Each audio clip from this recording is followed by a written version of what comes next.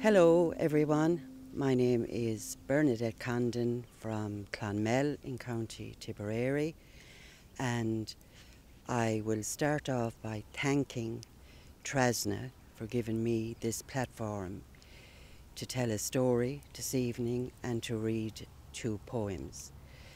Trasna is a wonderful platform and they focus on all things creative: poetry, prose, photography, videography, you name it, and they'll support it and focus on it. So I'd like to thank Margaret O'Brien and Christine O'Connor, most especially. Christine is living in Boston and she's back and forth with all her different messages and support.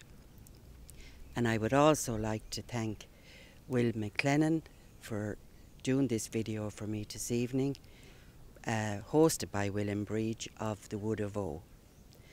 So I'm going to start and tell ye a ghost story that my grandmother used to tell us when we were children. So this particular story concerned my mother when she was a young girl of 14. And one particular night, my mother was preparing to go to bed. Of course, they had school the next day. Everybody was in bed. She got into bed, and then this wailing and screeching started up outside her bedroom window. She was terrified, absolutely stuck to the bed, terrified. She couldn't even get out of the bed to go and look for her mother and father and to tell them what she was hearing.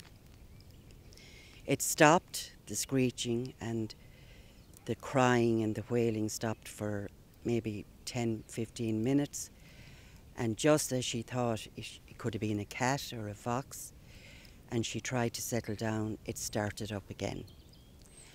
This time she got out of bed and she raced to her parents' bedroom, my grandparents, and she told them what she had heard. They tried to console her. They said she was dreaming. She said, no, I hadn't even gone to sleep yet.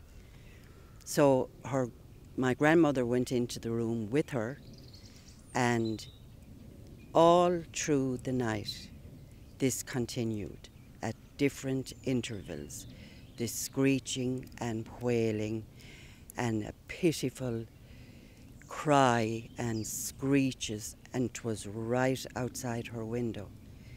Now, the funny thing about this is my grandmother couldn't hear it. And my mother kept saying to her, can you not hear it? And she said, I hear nothing. And it continued like that until 6:30 in the morning, when it eventually stopped. My mother was exhausted. She was still afraid. She was terrified. She didn't know what to think. And my grandparents assured her that whatever she heard, it had to be a fox or a cat or cats fighting. And so she went to school, exhausted and all as she was. And when she came home that evening, she was met with the news that a nearby farmer had lost one of his farm hands to a tragic accident. The poor young fella was killed when a tractor overturned on him. And then they began to believe that my mother had most certainly heard the banshee outside her window the night before. Beware of the banshee. This is a poem that I wrote and dedicated to my grandmother. It's called Woodbines and Tall Tales. My grandmother smoked a woodbine every night by the fire. 'Tis the only little pleasure I have, she would splutter between puffs. Curled at her feet I wallowed in the sweet aroma, watched the smoke swirl into oblivion, praying she would offer one to me. I trembled from her tales of the scrawny banshee, combing her raggedy hair, wailing outside windows, warning of approaching death. Left speechless as she told of the headless horseman who roamed the byways at night, searching for his lost head. Then, with sleepy eyes, I buried myself under a pile of blankets and a mound of coats that smelled of dusty lanes and peaty bogs, eventually falling asleep to the drone of my grandparents' whisperings and dreaming of woodbines.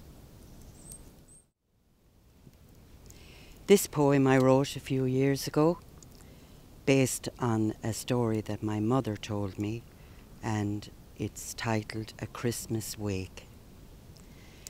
Mary Kelly was in her 30th year when TB claimed her. 2 nights before, when the holy picture fell to the floor, her mother Bridget started the preparations. She was waked on Christmas Eve amid the holly and the ivy. The dancing shadows of candles dripped wax teardrops as my grandmother laid Mary out in a blue satin frock. The mirrors were covered, the window left ajar. The men mourned into their whiskey, the women brewed tea and keened. As dusk descended, Bridie Cray gave a rendition of Silent Night. She was cut short by a commotion coming from the kitchen. Teddy Byrne had arrived, carrying the pieces of his broken heart, and a drop too much of the crater. He threw himself atop his beloved Mary, baptizing her with his tears, to renew her, somehow rebirth her. But her soul was already in flight. The men cradled poor Teddy outside, and the women clacked their rosaries.